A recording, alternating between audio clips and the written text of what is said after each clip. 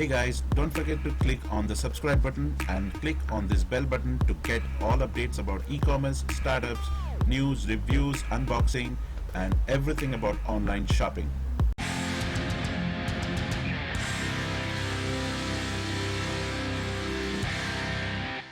नमस्कार दोस्तों, मैं सुनील, आपका होस्ट एंड दोस्त फ्रॉम ई-कॉम टेक का तड़का। और बहुत सारी रिक्वेस्ट्स आई थी FBA के बारे में जानने के लिए, तो आज मैंने सोचा कि FBA के बारे में एक वीडियो हम बनाते हैं। इसमें हम पूरी थोड़ा डिटेल में बात करेंगे FBA के बारे में। तो मैंने 6-7 पॉइंट्स यहाँ पे नोट किए हैं जो मैं आपके साथ डिस्कस करूँगा। पहला पॉइंट है व्हाट इज़ FBA, ठीक है, तो उसके बारे में थोड़ा बताऊंगा। दूसरा पॉइंट है how to enrol for FBA, अगर आप FBA में एनरोल करना चाहते हैं, प्रोडक्ट्स भेजना चाहते हैं तो कैसे भेज पाएंगे। तीसरा पॉइंट है FBA के बेनिफिट्स क्या हैं। चौथा है कि FBA के ड्रॉबैक्स क्या हैं, मतलब नेगेटिव पॉइंट्स क्या हैं FBA के। पांचवा पॉइंट है कि आप कैसे डिसाइड करेंगे कौन सा प्रोडक्ट आपको FBA में भेजना है। सिक्स्थ पॉइंट है FBA के चार्जेस क्या हैं। सेवेंथ पॉइंट है FBA में सेल्स के स्कोप्स क्या हैं। और लास्ट पॉइंट है Amazon FBA और Amazon सेल्फ शिप या फिर Amazon ईजी शिप। और आखिरी पॉइंट है कि आप कौन से प्रोडक्ट्स Amazon FBA में भेज पाएंगे, कौन से प्रोडक्ट्स आप नहीं भेज पाएंगे। Amazon FBA का मतलब है फुलफिलमेंट बाय Amazon, ठीक है। तो ये एक ऐसी सर्विस है Amazon की जहाँ पे वो अपने सेलर्स को एक स्पेस प्रोवाइड करते हैं। अगर उनके पास वेयरहाउस नहीं है या उनके पास वो लोग ऐसे लोकेशन पे हैं जहाँ पे वो लोग अफोर्ड नहीं कर सकते कि खुद का वेयरहाउस रखें, ठीक है, और ऑफिस रखें बहुत बड़ा और वहाँ से बिज़नेस करें, ठीक है, तो वो लोग एक स्पेस प्रोवाइड करते हैं जहाँ से वो अपने प्रोडक्ट्स उस जगह पे भेज के सेल कर सकते हैं अमेज़ॉन के थ्रू, ठीक है। तो वो फुलफिलमेंट सेंटर जो होता है उसको FBA बोलते हैं। तो लेट्स से कि आप ऐसे एरिया पे हैं जहाँ पे आपके पास कुरियर कंपनी की कनेक्टिविटी नहीं है, ठीक है, और आप तो भी बिज़नेस करना चाहते हैं अमेज़ॉन के साथ, तो फिर आप अपना मटेरियल जो है वो अमेज़ॉन फुलफिलमेंट सेंटर में भेज सकते हैं। नियरेस्ट फुलफिलमेंट सेंटर में ऑलमोस्ट हर एक स्टेट में फुलफिलमेंट सेंटर है अभी, लेकिन नॉर्थ ईस्ट का मुझे ज़्यादा आइडिया नहीं है। मैं चेक करके उसका लिस्ट जो है वो अपडेट कर दूंगा मेरे ब्लॉग में, ठीक है, और लिंक मैं दे दूंगा अपने फेसबुक के पेज पे, तो वहाँ से भी लोग जा सकते हैं उस ब्लॉग में ये बताने के लिए कि कहाँ कहाँ पे उनके सेंटर्स हैं, ठीक है। तो ऐसे एरिया में रहने वाले लोगों को बहुत फ़ायदा होता है Amazon FBA के थ्रू। तो अब सवाल है कि कौन इसमें एनरोल कर सकता है Amazon FBA के लिए, ठीक है। तो अगर आपके पास अभी वैट नंबर, CST नंबर्स और सारे लीगल डॉक्यूमेंट्स हैं और आपका एग्जिस्टिंग बिजनेस है, तो आप Amazon में एज अ सेलर पहले आपको रजिस्टर करना पड़ेगा, तो ठीक है, वहाँ पे आप सेल करेंगे थोड़ा, उसके बाद आप Amazon FBA के लिए भी सेल कर सकते हैं। ऐसा ज़रूरी नहीं है कि आपको सेल करना है, बट अगर आपके पास अच्छी प्रोडक्ट्स हैं और कैटलॉगिंग अच्छा है तो फिर आप Amazon में प्रोडक्ट सेल कर सकते हैं FBA के थ्रू। और एग्जिस्टिंग प्रोडक्ट्स को भी आपको अगर भेजना है Amazon FBA सेंटर में तो भी आप कर सकते हैं। इनिशियली Amazon आपको बहुत ही कम लिमिट देगा Amazon फुलफिलमेंट सेंटर में, क्योंकि हर एक फुलफिलमेंट सेंटर में एक स्पेस होती है और वहाँ पे अगर आप कुछ ज़्यादा प्रोडक्ट्स भेजना चाहें तो अप्रूवल लेना पड़ता है, ठीक है। तो इनिशियली आपको शायद 50 से 100 प्रोडक्ट का लिमिट दिया जाए, वो प्रोडक्ट्स आप Amazon FBA में भेज सकते हैं, ठीक है। और वो Amazon FBA में एनरोल करने के लिए आपको वो लोग डॉक्यूमेंट्स भेजेंगे। जब आप उनके कस्टमर केयर में बात करेंगे, बोलेंगे कि मुझे FBA सेंटर में एनरोल करना है, तो वो लोग आपको एक पूरे बंच भेजेंगे पेपर्स के। वो आपके नियरेस्ट CA के पास जाके उनको एडिशनल प्लेस ऑफ बिजनेस की तरह से रजिस्टर करवाना होगा। फिर उसका एक सर्टिफिकेट जनरेट होता है, वो सर्टिफिकेट की कॉपी उनको भेजनी होगी Amazon वालों को। उसके बाद आप प्रोडक्ट्स जो हैं Amazon फुलफिलमेंट सेंटर में भेज पाएंगे। तो ये प्रोसेस होता है एनरोलमेंट कराने का। अगर हम बेनिफिट्स की बात करें तो काफ़ी बेनिफिट्स होते हैं Amazon FBA में, क्योंकि Amazon फुलफिलमेंट सेंटर में अगर कोई प्रोडक्ट होता है, FBA होता है, तो वहाँ पे आप देखेंगे कि प्राइम का एक लोगो अभी Amazon की वेबसाइट में आपको दिखता होगा। तो Amazon FBA वाले जो प्रोडक्ट्स होते हैं वो मोस्टली उनको बाय बटन का ऑप्शन पहले मिलता है, ठीक है। भले ही आपकी प्राइस थोड़ी हायर साइड में होगी, लेकिन वो लोग पहले प्रमोट करते हैं प्रोडक्ट्स को जो Amazon FBA में पड़े हुए रहते हैं, ठीक है।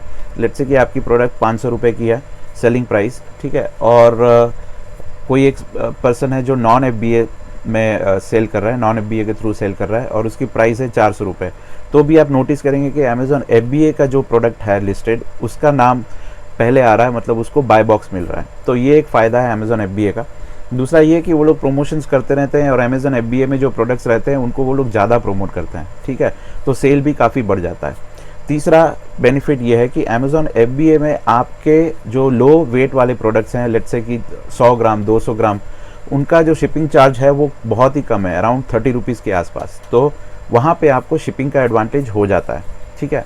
और दूसरे एडवांटेजेस में आपको पैकिंग में ज़्यादा एक्सपेंस नहीं करना पड़ता है, ठीक है। आपके जो प्रोडक्ट्स आप भेजते हैं जो नॉर्मल पैकिंग में आता है, तो वही पैकिंग के ऊपर आप उसका बारकोड जनरेट करेंगे, वो बारकोड उसके ऊपर लगाएंगे। अब आप बहुत लोग पूछेंगे कि ये बारकोड कौन सा है, ठीक है, तो वो बारकोड मैं आपको बता देता हूँ। ये जो बारकोड है ये प्रोडक्ट का बारकोड है, ये FBA का बारकोड नहीं है। ये जो प्रोडक्ट है इसके ऊपर देखिए हमने एक बारकोड लगाया हुआ है, ठीक है, बारकोड स्टिकर।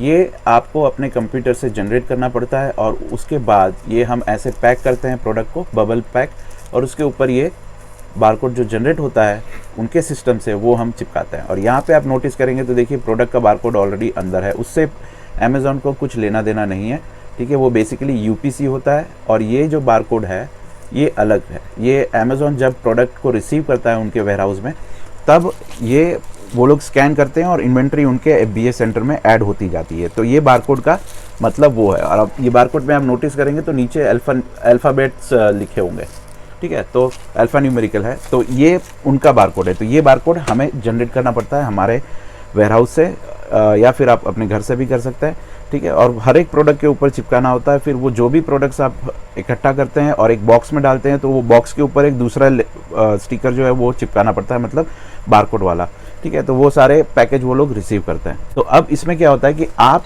ये जो प्रोडक्ट है इसके ऊपर सिर्फ आप बबल करके FBA सेंटर में भेज देते हैं। उसके बाद ऑर्डर आता है तो वो लोग अपना पैकिंग मटेरियल यूज़ करते हैं और कस्टमर्स को भेजते हैं, ठीक है। तो आपके पास लेट से कोई डेलिकेट प्रोडक्ट है, कोई सपोज कांच की प्रोडक्ट हो या फिर कोई ऐसी प्लास्टिक की प्रोडक्ट हो जो डैमेज होने के चांसेस ज़्यादा हैं, ठीक है, तो आप उसको अमेज़ॉन FBA में भेज सकते हैं और वहाँ से वो लोग बहुत ही अच्छी पैकिंग करेंगे और कस्टमर्स को भेजेंगे। मैंने अभी 2 दिन पहले या 3 दिन पहले शायद एक वीडियो बनाया था जहाँ पे मैंने दिखाया था कि एक छोटी सी प्रोडक्ट, इतनी छोटी, उसके लिए उन्होंने इतना बड़ा बॉक्स और अंदर बहुत सारे बबल्स पैक करके कस्टमर्स को भेजा था, मतलब मुझे भेजा था। और वैसे बहुत सारे कस्टमर्स को भी वो लोग भेजते होंगे। तो उसका जो एक्सपेंसेस है वो आपसे कलेक्ट नहीं करते हैं, ठीक है। वो जो कलेक्ट करते हैं वो स्टोरेज फ़ी होता है, वो मैं अभी आपके साथ डिस्कस करने वाला हूँ। तो पैकिंग में आपका बहुत कॉस्ट बच जाएगा, ठीक है। एक कॉस्ट हाँ आपका बढ़ जाएगा, वो है प्रोडक्ट को FBA सेंटर में पहुंचाने का। बट अगर आप बहुत सारे प्रोडक्ट्स पहुंचा रहे हैं कस्टमर्स को, तो आपको ओवरऑल फ़ायदा ही है। सपोज़ मैं ये वाले प्रोडक्ट हैं, अभी FBA सेंटर में ये 100 प्रोडक्ट भेजता हूँ, ठीक है, तो मुझे अगर सपोज़ 500 रुपये होते हैं तो एडिशनली 5 रुपये मुझे ये ऐड हो जा रहे हैं। प्लस मैं सिर्फ यही नहीं भेजूंगा, मैं और भी बहुत सारे प्रोडक्ट्स भेजूंगा, अप्रॉक्सीमेटली 200 यूनिट्स भेजूंगा और मुझे 500 रुपये लगते हैं, तो करीबन 2-2.5 रुपये मेरे बढ़ जाते हैं। उससे ज़्यादा मेरा खर्चा नहीं आता है ट्रांसपोर्टेशन में। दूसरा एक फ़ायदा ये है दोस्तों कि आपको टेंशन लेने की ज़रूरत नहीं पड़ेगी कि प्रोडक्ट कहाँ पर पड़ा है, कौन सी स्टेटस में पड़ा है, ख़राब तो नहीं हो रहा है, क्योंकि वो लोग पूरी जिम्मेदारी लेते हैं। अगर प्रोडक्ट उनके वेयरहाउस में पड़ा है तो प्रोडक्ट डैमेज भी होता है तो वो उनकी रिस्पॉन्सिबिलिटी है। सबसे बड़ा बेनिफिट ये है दोस्तों कि आप अगर चाहें तो अमेज़ॉन FBA के थ्रू आराम की लाइफ भी जी सकते हैं, क्योंकि आप अगर सब प्रोडक्ट्स अमेज़ॉन FBA में भेज देते हैं, ठीक है, तो आपको बेसिकली कुछ करने की ज़रूरत नहीं पड़ती है आपके घर पे या आपके वेयरहाउस में। बिज़नेस वहाँ से चलता रहता है और आपका पेमेंट आपके अकाउंट में आता रहता है। तो ये एक बहुत ही बड़ा एडवांटेज है। लेकिन इसमें आपको एक ही ड्रॉबैक है, जो है स्टॉक। आपको थोड़ा स्टॉक करना पड़ता है।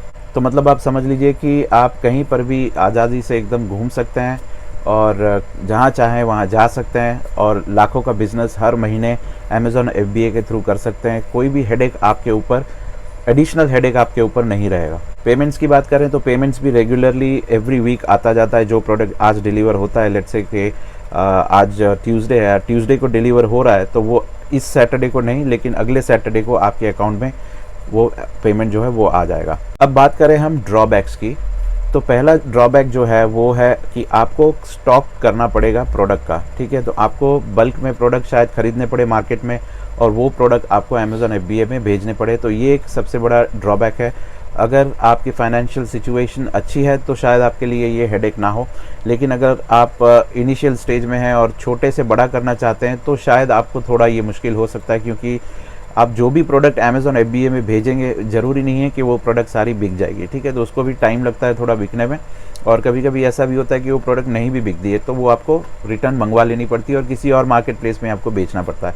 मोस्ट ऑफ द केसेस में तो हमने जहाँ तक नोटिस किया है, वो प्रोडक्ट प्राइस अगर आप थोड़ा एडजस्ट करते रहें यहाँ वहाँ, तो फिर वो प्रोडक्ट ऑलरेडी मतलब अच्छी कंडीशन में सेल हो जाती है। लेकिन होता है कभी कि प्रोडक्ट्स रिटर्न भी आती है और आपको फिर दूसरे वेबसाइट्स में भी बेचना पड़ता है।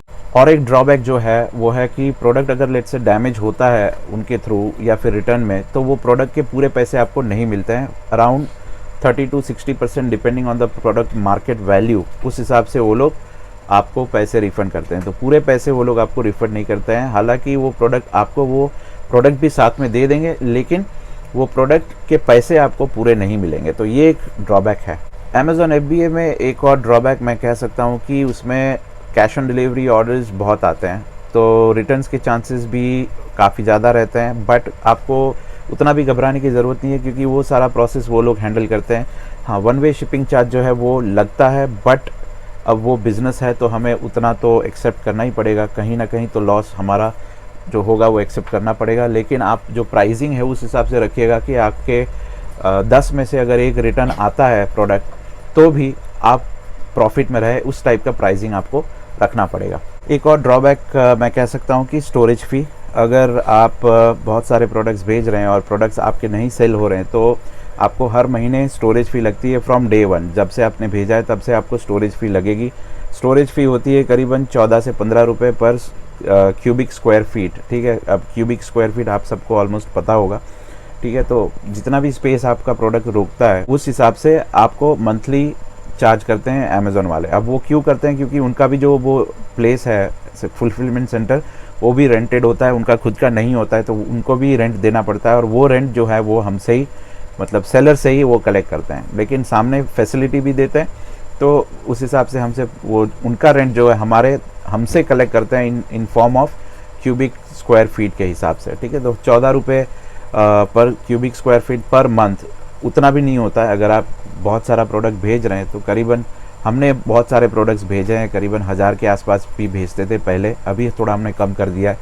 तो वहाँ पर भी हमारे 1,500-2 हज़ार रुपये के आसपास एडिशनल खर्चा आता था स्पेस का। तो आप देख लीजिएगा, उतना भी नहीं होगा, बट कैलकुलेशन डेफिनेटली आप कर लीजिएगा कि अगर प्रोडक्ट सेल नहीं होता है तो आपको कितने चार्जेस लग सकते हैं एडिशनली, वो भी आप अपने कॉस्टिंग में ऐड करना मत भूलिएगा। अब बहुत इंपॉर्टेंट बात आती है कि आप कौन से प्रोडक्ट्स अमेज़ॉन FBA में भेजेंगे और क्यों आप भेजेंगे, ठीक है। देखिए, पहले तो आपको आइडेंटिफाई करना होगा कि आपके प्रोडक्ट्स जो है वो अमेज़ॉन में बिकेंगे कि नहीं बिकेंगे, ठीक है। अमेज़ॉन में जो हज़ार्डस प्रोडक्ट्स होते हैं वो आप नहीं भेज पाएंगे, जैसे कि मोबाइल की बैटरीज होती हैं, ठीक है, वो लोग एक्सेप्ट नहीं करेंगे वहाँ पे। मैंने देखा है खुद काफ़ी बार। अभी पता नहीं रूल्स चेंज हुआ है कि नहीं, बट पहले वो लोग एक्सेप्ट नहीं करते थे। और दूसरी भी बहुत सारी हज़ार्डस होती है, लिक्विड वाली जो प्रोडक्ट्स होती है काफ़ी सारी, वो लोग एक्सेप्ट नहीं करते हैं। तो उसका एक लिस्ट होता है, जो मैं लिस्ट अपने ब्लॉग में डाल दूंगा, वो भी आप देख लीजिएगा। लिंक फेसबुक में मैं अपडेट कर दूंगा बाद में, ठीक है। तो कौन से प्रोडक्ट्स आपको भेजने चाहिए, नहीं भेजने चाहिए, वो आप ज़रूर एक बार उसमें से देख लीजिएगा। अब प्रोडक्ट डिसाइड करने की बात करते हैं, तो आप अमेज़ॉन के ही वेबसाइट में जब भी आप कोई किसी भी कैटेगरी में जाएं, तो वहाँ पे आपको जो भी बाय डिफ़ॉल्ट प्रोडक्ट्स दिखें, ठीक है, और वो बाय डिफ़ॉल्ट प्रोडक्ट्स जो होते हैं जहाँ पे अमेज़ॉन प्राइम का या फिर अमेज़ॉन FBA का लोगो आपको दिखे, वो सारे टॉप सेलिंग प्रोडक्ट्स होते हैं। वहाँ पे आपको बहुत सारे रिव्यूज़, रेटिंग्स भी दिखेंगे। तो ज़रूरी नहीं है कि आप वो सेम टू सेम प्रोडक्ट्स बेचें, बट उनके जैसा, उनसे भी अच्छी प्राइस देने वाला कोई प्रोडक्ट हो तो वो आप अमेज़ॉन FBA में बेच सकते हैं। फॉर एन एग्जांपल, अगर आप कपड़े की बात कर लें, कोई एक पैटर्न है जो बहुत सेल हो रही है और आपके पास वही प्रोडक्ट है और उससे भी अच्छे कम प्राइस में, तो वही प्रोडक्ट आप अमेज़ॉन FBA में भेजेंगे तो चांसेस बहुत बढ़ जाते हैं। यही एप्लीकेबल होता है मोबाइल एक्सेसरीज़ में, ठीक है, हेडफोन्स में, एयरफोन्स में, ये हर एक कैटेगरी में ये एप्लीकेबल होता है। अगर सेम प्रोडक्ट है कोई अच्छी जो बिक रही है ब्रांडेड, ठीक है, तो मैं ऐसा नहीं कह रहा हूँ कि आप उसकी डुप्लीकेट कॉपी बेचिए, बट दूसरी कोई ब्रांड हो आपके पास, ऑथराइज ब्रांड और अच्छी ब्रांड जो अमेज़ॉन में या फ्लिपकार्ट में नहीं बिक रही हो, तो उसका आप लिस्टिंग करवा के बेच सकते हैं, ठीक है। तो ऐसा आप कुछ कर सकते हैं। लो प्राइस जितना अच्छा होगा और मतलब आपको भी प्रॉफिट मिले और कस्टमर को भी फ़ायदा हो, वैसे प्रोडक्ट्स अगर आप ऐड करेंगे अमेज़ॉन में, तो उसके चांसेस सेल होने के बहुत बढ़ जाएंगे। अब हम चार्जेस की अगर बात करते हैं तो शिपिंग चार्जेस नॉर्मली जो ईजी शिप में होते हैं वही अमेज़ॉन में होते हैं, बट अमेज़ॉन में ये एक फ़ायदा है कि अगर आपका प्रोडक्ट 250 ग्राम के भी नीचे है तो वो आपको करीबन 30 रुपये के आसपास शिपिंग चार्ज पड़ेगा, ठीक है। नॉर्मली वो ईजी शिप में नहीं होता है, ईजी शिप में बाय डिफ़ॉल्ट वो 500 ग्राम से शुरू होता है, लेकिन अमेज़ॉन FBA में वो 200 ग्राम का प्रोडक्ट है तो वो 30 रुपये के आसपास शिपिंग में वो चला जाता है ऑल अक्रॉस इंडिया। तो वो एक फ़ायदा होता है लो वेट वाले प्रोडक्ट्स में। दूसरे चार्जेस की बात करें तो उनके जो स्टोरेज फ़ी है वो चार्ज लगता है, जो मैंने आपको बताया क्यूबिक स्क्वायर फीट के हिसाब से। फिक्स क्लोजिंग फ़ी लगता है, जो मतलब ईजी शिप में भी लगता है या फिर सेल्फ शिप करते हैं तो भी वो फिक्स क्लोजिंग फ़ी उसमें भी लगता है। कमीशन चार्जेस जो नॉर्मल है वो सब में लगेंगे कैटेगरी के हिसाब से। और आपको जो प्रोडक्ट्स भेजना है अमेज़ॉन FBA फुलफिलमेंट सेंटर में तो उसके जो शिपिंग चार्जेस हैं वो लगेंगे, ठीक है। तो बेसिकली इतने चार्जेस नॉर्मली लग जाते हैं। और अगर आप रिमोट एरिया से भेज रहे हैं, ऐसे एरिया से भेजना चाहते हैं FBA सेंटर में जहाँ पे कोई कनेक्टिविटी नहीं है, तो आपके खुद के कुरियर के थ्रू भेजेंगे। अगर आप ऐसे टाउन में हैं जहाँ पे अमेज़ॉन की सर्विस है तो वो लोग खुद आके प्रोडक्ट आपके घर से या फिर ऑफिस से ले जाएंगे, उसके भी वो लोग अलग से चार्ज लेते हैं, तो उसका एक रिक्वेस्ट भेजना पड़ता है। वो सब हम आगे डिस्कस करेंगे कि वो कैसे भेजते हैं, अभी आपको सिर्फ मैं बेसिक इन्फॉर्मेशन दे रहा हूँ। अगर हम स्कोप की बात करते हैं अमेज़ॉन FBA में, तो स्कोप बहुत ही ज़्यादा है सेल्स का। जैसे कि मैंने पहले बताया कि वो लोग खुद प्रमोट करते हैं प्रोडक्ट्स को, अगर वो प्रोडक्ट अमेज़ॉन FBA में है, ठीक है, और उस पर लाइटनिंग डील वगैरह भी आप ऐड कर सकते हैं अमेज़ॉन FBA के थ्रू, तो उससे सेल जो है वो बहुत बढ़ जाता है। उस पर डिस्काउंट भी, एडिशनल डिस्काउंट भी मिलता है क्रेडिट कार्ड डेबिट कार्ड के थ्रू, तो ये भी एक फ़ायदा है जिसकी वजह से अमेज़ॉन FBA के प्रोडक्ट्स ज़्यादा सेल होते हैं। और आखिरी सवाल, अमेज़ॉन FBA और अमेज़ॉन ईजी शिप और अमेज़ॉन सेल्फ शिप। अगर मैं आपकी जगह पे हूँ तो मैं पूरी कोशिश करूँगा कि मेरे प्रोडक्ट्स, थोड़ा सा इन्वेस्टमेंट करके मेरे प्रोडक्ट्स जो हैं वो पहले अमेज़ॉन FBA में सेंड करूँ, ठीक है। वहाँ पे मैं देखूँ कि कैसा सेल हो रहा है, ज़्यादा इन्वेस्टमेंट नहीं, करीबन 10,000 20,000, ठीक है, और प्रोडक्ट्स अमेज़ॉन FBA में भेजूँ और मैं फिर देखूँ कि सेल कैसा हो रहा है, ठीक है। प्राइस जो है आपको रेगुलर चेक करती रहनी पड़ेगी, क्योंकि वहाँ पे सबसे बड़ा फ़ायदा ये होता है कि आपको एडिशनली टाइम इन्वेस्ट नहीं करना पड़ता है आपके ऑफिस में या घर पे, ठीक है। आपने एक बार प्रोडक्ट भेज दिया तो फिर आपको सिर्फ चेक करते रहना है कि सेल हो रहा है कि नहीं, बाकी का सारा काम वो देख लेते हैं। अमेज़ॉन सेल्फ शिप में और ईजी शिप में क्या होता है कि आपको प्रोडक्ट मंगवाना पड़ता है, ठीक है, पैक करना पड़ता है, फिर कुरियर कंपनी वाले आते हैं, स्कैन करते हैं, वो डेली का स्केड्यूल हो जाता है, आपको बैठे रहना पड़ता है एक जगह पे, तो ये एक हेडेक है। हाँ, लेकिन अमेज़ॉन FBA में आप सारे प्रोडक्ट्स ऐड नहीं कर सकते हैं, उसकी भी एक लिमिट होती है। उससे ज़्यादा आप सेल करना चाहते हैं तो आप अमेज़ॉन ईजी शिप या सेल्फ शिप, वो दोनों में से किसी में भी एक ऑर्डर आएगा, वहाँ के थ्रू आपको करना पड़ेगा, क्योंकि अमेज़ॉन FBA वाले आपको ज़्यादा लिमिट इनिशियली नहीं देंगे, 50 से 100 प्रोडक्ट। लेकिन आपके पास उससे भी ज़्यादा इन्वेंटरी है तो आप अमेज़ॉन ईजी शिप या सेल्फ शिप की सर्विस आप यूज़ कर सकते हैं। वो ईजी शिप और सेल्फ शिप जो है वो ऑटोमेटिकली अपडेट हो जाता है depending on your pin code, ठीक है। आपके अगर पिन कोड पे सर्विस नहीं है ईजी शिप की तो सारे सेल्फ शिप ऑर्डर्स आएंगे विच आर प्रीपेड, और ईजी शिप होंगे तो उसमें COD और प्रीपेड दोनों ऑर्डर्स आ पाएंगे, ठीक है दोस्तों। तो अमेज़ॉन FBA के बारे में इतना ही बताना था। और कोई सवाल हो आपका अमेज़ॉन के FBA के रिलेटेड तो पूछ लीजिएगा, और हम डिटेल में आगे भी डिस्कस करेंगे अमेज़ॉन FBA के बारे में, लाइक हम हमारी तरफ से कैसे प्रोडक्ट को पिक करते हैं, कैसे उसको पैक करते हैं और कैसे अमेज़ॉन FBA में भेजते हैं, ये सारी जानकारी मैं आगे भी देता रहूँगा। बट थोड़ा थोड़ा करके एक साथ सारा इन्फॉर्मेशन देना उतनी अच्छी बात नहीं है, क्योंकि आप लोग भी कंफ्यूज हो जाएंगे, ठीक है। और